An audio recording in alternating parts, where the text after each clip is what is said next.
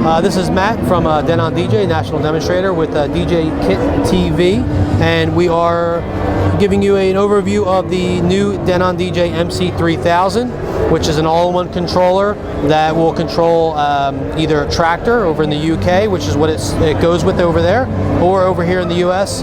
It ships with virtual DJ, and they're both mapped to the controller perfectly, so you don't have to do any additional mapping or anything like that.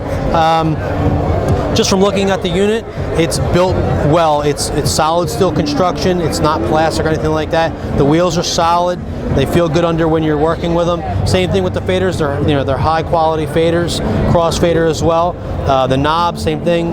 Everything is built very, very well, for the working DJ out there, whether you're mobile or a club jock. Just by looking at it, you can see that it's a 2-channel versus the MC6000, which is a 4-channel controller, but it still controls up to 4 decks, whether it's virtual DJ or Traktor.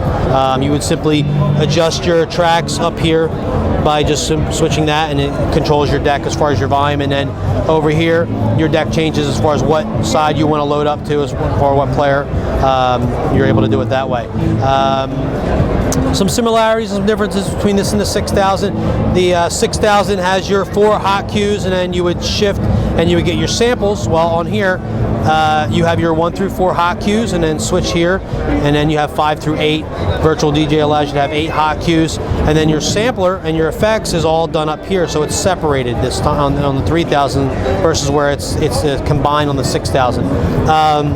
On this knob up here, on the 6000, you would have your filter. Well, on the 3000, it's a dedicated filter knob right there, so you get your swooping, sounds as far as when you're filtering between, songs and stuff like that. You get a really cool effect that way. Good way to mix in and out of songs. You have your buttons up here as far as to choose between your browse or your sampler or your effects, or if you want to record your session, you can do that as well. It basically eliminates you having to touch your keyboard or use a mouse. You can control every aspect from the controller, or from the program, right from the controller here. You have your auto loop function here. You can set it yourself, or you can do your auto loop. It goes anything from a 8th count all the way up to a 32 count.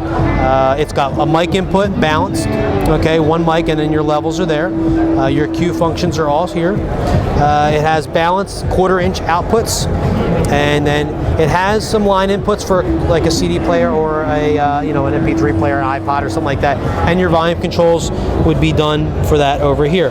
So if, for instance, your laptop crashes, you can still hook up an additional outsource while you're rebooting your laptop, and you're not losing any music. You still have everything running. It's not powered by USB. It's powered by an external power source, which is always a good thing. So in case your laptop crashes, the controller doesn't crash. It keeps running, and you're able to reboot and get back to your business.